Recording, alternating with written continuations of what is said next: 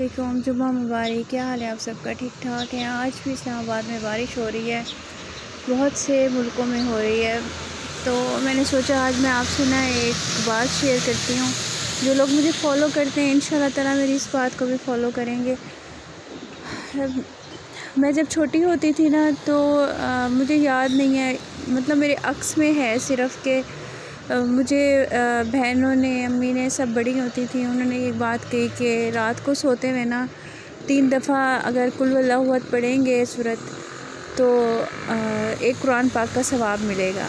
मतलब मुझे उन्होंने इतनी छोटी एज में सूरत कुल वल्लाहु अहद उन्होंने मुझे सिखाई कि मुझे ख़ुद भी सेंस नहीं है कि मैंने कब सीखी थी।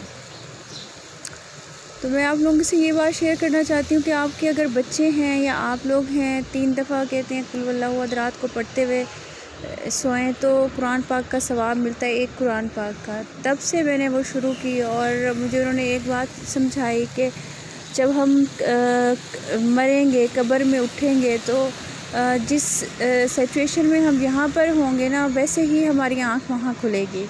तो मेरे छोटे होते हुए से ना एक बात जहन में बैठी कि अच्छा जब मैं मर जाऊंगी, जब मेरी आँख खुलेगी, जैसे अब मुझे अब तो बहुत अरसा हो गया है ना मुझे पढ़ते पढ़ते, पता नहीं कितने साल हो गए हैं अब। तो मुझे ये अब ये होता है कि मैं आंखें बंद करती हूँ तो मुझे नींद नहीं आती, ये सोच के कि मैंने अभी तक कुल नहीं पढ़ा।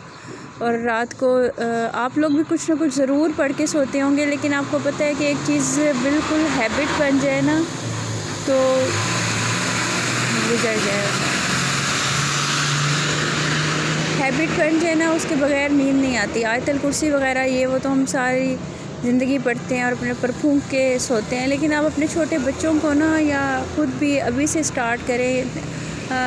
3 दफ़ा कुल वल्लाहु अहद पढ़ने का सवाब आपको एक कुरान पाक का मिलता है। अब मैं 10 दफ़ा पढ़ती हूँ रात को, और आपको पता है कुछ अरसे के बाद वो कहते हैं हर लफ्ज़ का मोकिल होता है, वो आपके साथ साथ फिर रहता है, आपकी हिफाजत फरमाता है। और इस तरह आपको पुरसकून रात को नींद आती है और तसल्ली हो जाती है अगर आप 10 दफ़ा पढ़ लो कि आपने 3 कुरान पाक पढ़ लिया, उसका सवाब आपको मिल गया है।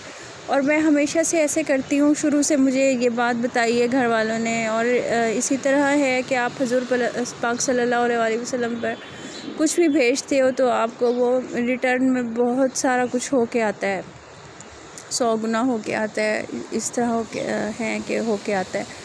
तो मैं ये सोचती हूँ कि मैं एक दफ़ा पढ़ती हूँ, जब अगर मैं ये चीज़ हुज़ूर पाक को भेज दूँगी तो वो मुझे 100 गुना होकर वापस आएगी।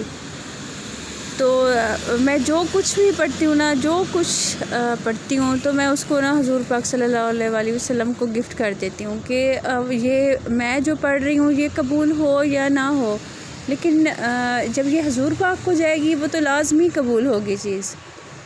तो वापस जब रिटर्न मुझे आएगा तो वो कितना ज़्यादा होगा।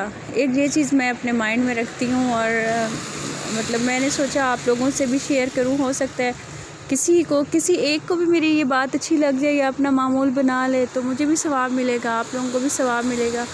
ये छोटी छोटी बातें ना अपने बच्चों को छोटे होते हुए से बताएं कि आप लोगों ने ये 3 दफ़ा कुल पढ़ के सोना है और सारी ज़िंदगी पढ़ना है और इसको बढ़ाना है।